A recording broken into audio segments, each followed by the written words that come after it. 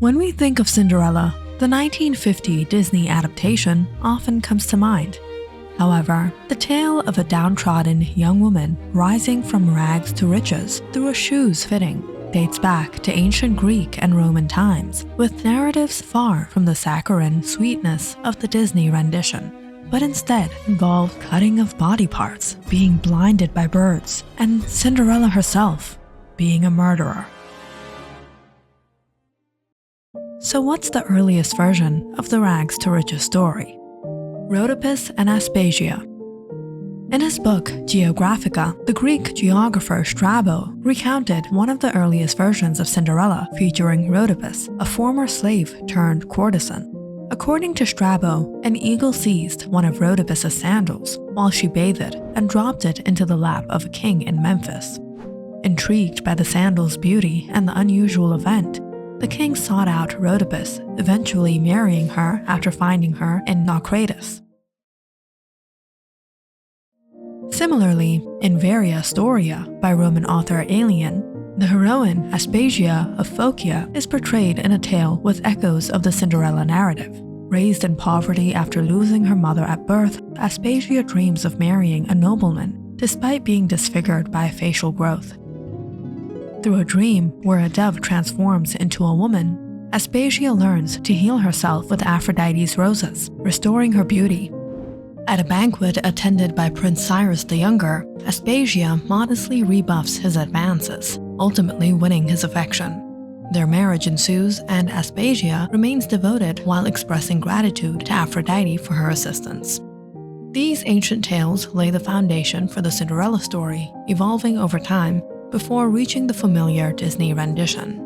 Each iteration adds depth to the narrative, showcasing its enduring appeal and cultural significance. An Italian Cinderella. The literary origins of Cinderella are often traced back to Giambattista Basile, who featured the tale in his 1634 book Pentamerone. The protagonist, named Cenerentola, is derived from the Italian word cenere, meaning ash, reflecting the ashes that servants would gather from fireplace warmth during that era.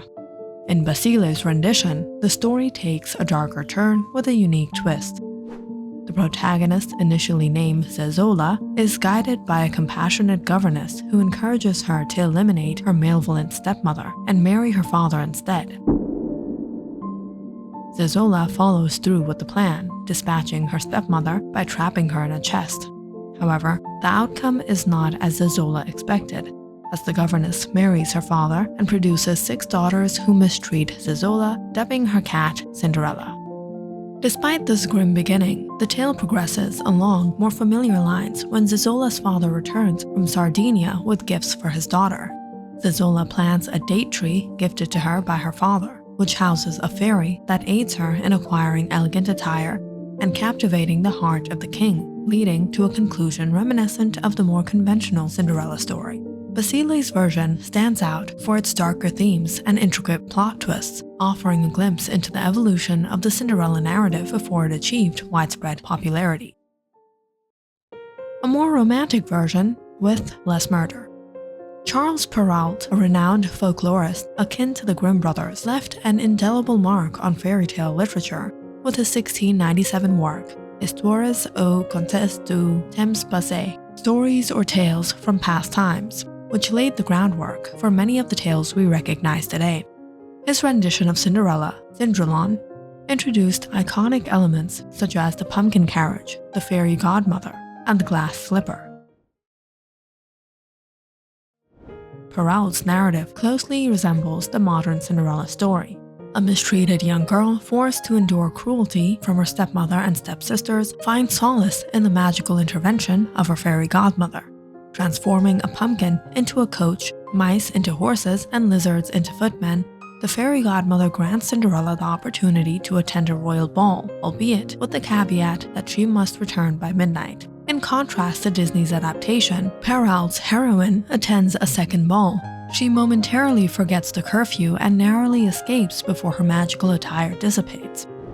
Despite the setback, her lost slipper becomes the key to her identification and eventual marriage to the prince. Remarkably, she graciously arranges marriages for her stepsisters to noble suitors, a plot point later echoed in Disney's Cinderella 3, A Twist in Time. Perrault's tales often conclude with moral lessons, and Cinderella is no exception.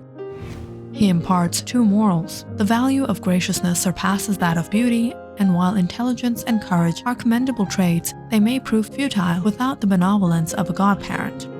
Perrault's enduring contribution to fairy tale literature continues to shape our understanding of these timeless stories. The Little Ash Girl of the Grimm Brothers.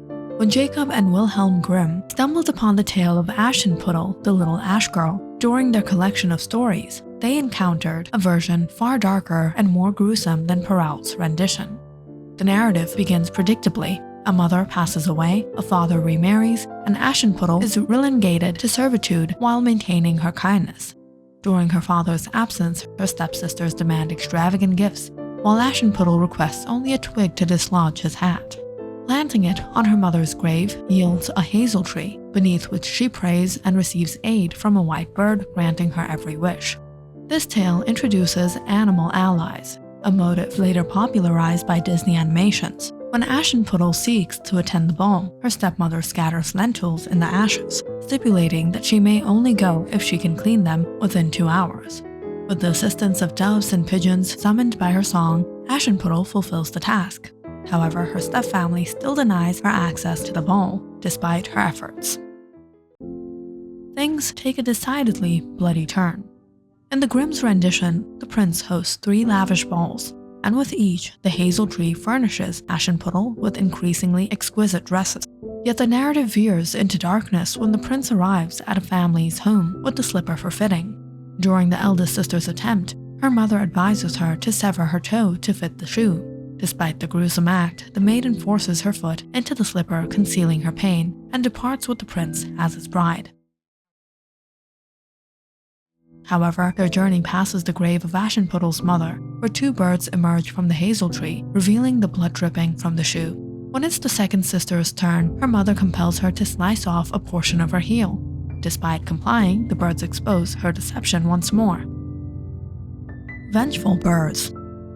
In the Grimm's narrative, Aschenputtel's tale concludes with a satisfying dose of retribution. In an added segment in the second edition published in 1819, as the couple proceeds to the church, the elder sister stands on the right while the younger on the left, only to have their eyes pecked out by pigeons. Thus, for their deceit and malevolence, they suffer blindness for the rest of their lives. While the Grimms may have toned down some of the darker elements of their fairy tales, Disney has perhaps been the greatest purveyor of sanitized versions. In their 1950 animated adaptation and 2015 live-action retelling, the heroines are portrayed as compassionate and provocative figures. They are far removed from being murderesses, instead accompanied by helpful blue birds rather than vindictive pigeons. Maybe the Cinderellas of history are more suitable for an older audience. What do you think? Comment down in the section below and don't forget to like and subscribe.